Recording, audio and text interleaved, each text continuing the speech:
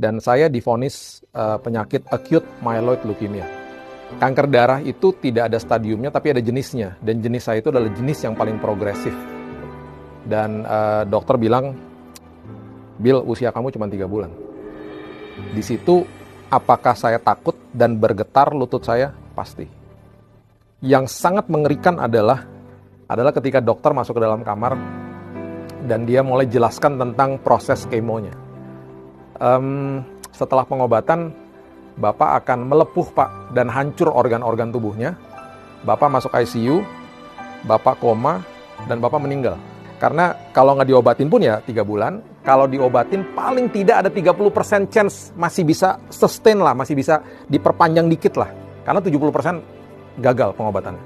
Setelah saya dengar itu, saya nggak bisa ngomong, rasa takut mulai masuk, terus dokternya keluar. Di pagi harinya, saya lagi buka renungan, dan renungan hari itu diambil dari Amsal 4 ayat 20-23. Bunyinya gini, arahkan telingamu kepada ucapanku, simpan di dalam lubuk hatimu, karena itu sumber dari kehidupan dan kesembuhan. Tiba-tiba Roh Kudus bilang gini, ingat nggak tadi renungan tadi pagi? Tiba-tiba keluar dari mulut saya, sebuah pewahyuan yang saya bilang sama istri saya di sebelah saya, karena dia lagi nangis ya. Saya bilang gini, sayang, yang tadi dokter katakan itu kan kenyataan ya? Iya. Yang firman Tuhan tadi pagi kita baca kan kebenaran ya? Kenyataan harus tunduk sama kebenaran, sayang. Kenyataan harus tunduk sama kebenaran. Jadi gini, dia bengong ngeliatin saya. Iya sih, iya, itu aja udah sekarang jadi doanya kita pokoknya. Tiba-tiba saya jadi semangat. Kayak Tuhan udah kasih modalnya pagi hari itu dengan ayat itu. Dan ayat itu jadi ayat pegangan saya. Setiap kali dia bawa bad report, karena kondisinya makin drop, saya selalu bilang, Tuhan, kenyataan tunduk sama kebenaran. Kenyataan tunduk sama kebenaran. Selesai di kemo selama 1 minggu, hancur tubuh saya. Tiba-tiba saya bersin pagi-pagi yang keluar darah semua. Karena organ-organnya melepuh, hancur. Sampai dimasukin ke ruang tindakan berkali-kali.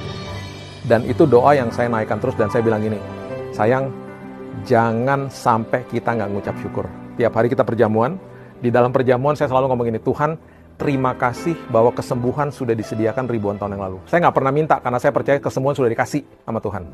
Semua sudah diserahkan di kayu salib ketika dia katakan sudah selesai di kayu salib. It is finished. Dan saya bilang, Tuhan, aku ranting, engkau pokok anggur. Karena aku melekat kepada pokok anggur, apapun yang pokok anggur punya, berarti aku punya. Karena engkau sehat, aku sehat. Karena engkau nggak punya cancer, aku nggak punya cancer, Tuhan. Karena aku melekat kepada pokok anggur. Semua firman aku ucapkan. Dan mulai timbul iman yang luar biasa. Dan kekuatan yang luar biasa.